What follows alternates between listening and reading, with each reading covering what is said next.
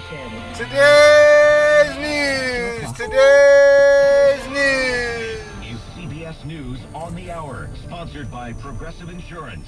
I'm Hammy McCormick. President Trump confirmed today the cuts in the federal workforce have only just begun. Linda Kenyon has the details from the White House. Thousands of workers have already been fired through the administration's Department of Government Efficiency. Now President Trump says the cut will go even deeper. We're cutting down government. We're cutting down the size of government. We have to. We're bloated. We're sloppy.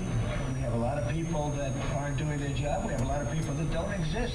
Speaking during the first cabinet meeting of his second term, the president said agencies have until March 13th to submit their plans for a reduction in force. The result could be an overhaul in how government operates. Linda Kenyon, CBS News, the White House. Weijia Jiang reports the firings in D.C. will be felt across the nation eventually. When you're talking about federal workers and you're talking about less people doing the same amount of work, it could have a real-life impact on the American public. When you're talking about the IRS, whether that means your tax refunds are going to come later, if you're talking about school bus safety inspections, is that going to take longer? A Texas child has become the first death in the measles outbreak there. Dr. Amy Thompson of Covenant Health of Lubbock. The patient has passed away from complications caused by measles virus. The child was school age and did not reside in Lubbock County. It's the first U.S. death from measles in a decade. The Supreme Court heard arguments today in the case of an Ohio woman, Marlene Ames, who says she was fired from her state job because she's heterosexual. CBS News legal reporter Catherine Cole. The court gave about as clear a signal as I've ever seen in a case. They're going to side with Ames here. Lower courts had dismissed her claims based on a precedent that someone from a majority group has to meet a higher bar to prove discrimination. New York's governor is vowing to fight back against President Trump's decision to pull the plug on so-called congestion pricing, which allows New York to charge a fee for driving in parts of Manhattan.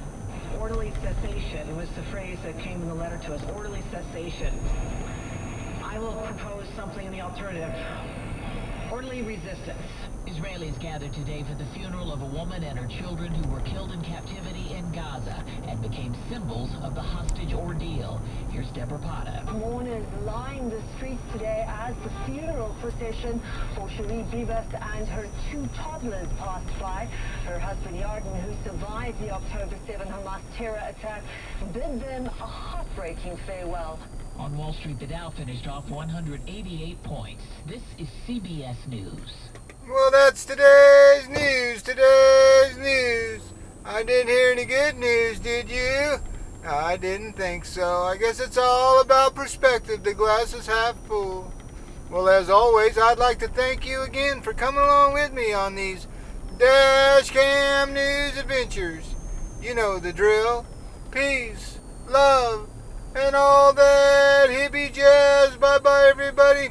It's 70 degrees in Alameda, California.